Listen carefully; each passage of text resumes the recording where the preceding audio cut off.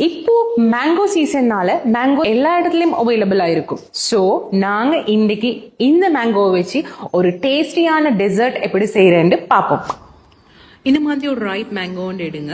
அதில் skin feel பண்ணிட்டு கியூப்ஸாக cut பண்ணிக்கொள்ளுங்க.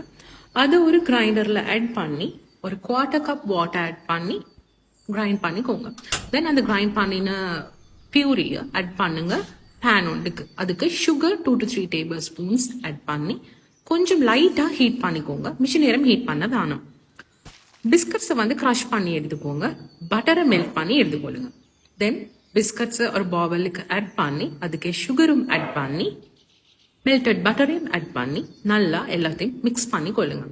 தென் இந்த மிக்ஸ் பண்ணின பிஸ்கட் க்ரம்ஸ் எல்லாமே இந்த மாதிரி இண்டிவிஜுவல் கிளாஸஸ்க்கு நீங்கள் செஞ்ச பிஸ்கட் க்ரம்ஸை ஆட் பண்ணி லைட்டாக ப்ரெஸ் பண்ணி கொள்ளுங்க. மிச்சம் டூ டைட்டாக ப்ரெஸ் பண்ணிடாதீங்க, உங்களுக்கு லாஸ்ட் சாப்பிட போக்கல வராது. தென் அதை சில்லரில் போட்டு ரெஸ்ட் பண்ணுங்க 1/2 an hour. அதுக்கு பிறகு ஜெலட்டின் ஒரு பவுலுக்கு ஆட் பண்ணி water 2 to 3 tablespoon add பண்ணி ப்ளூம் பண்ணுங்க.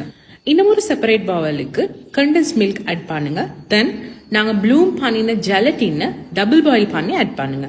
அதுக்கு பிறகு நாங்கள் ஆல்ரெடி செஞ்சு வச்ச மேங்கோ பியூரியில் ஹாஃப் பியூரி இந்த மில்க் மிக்சருக்கு ஆட் பண்ணி நல்லா மிக்ஸ் பண்ணிக்கொள்ளுங்க. இப்போ நாங்கள் சில்லரில் வச்சு எங்களோட கிளாஸஸ் எடுத்து அதுக்கு நாங்கள் ஆல்ரெடி செஞ்ச மில்க் மிக்சரால 3/4 மாதிரி ஃபில் பண்ணி அகெயின் சில்லருக்கு போடுங்க செட் ஆகுறதுக்கு.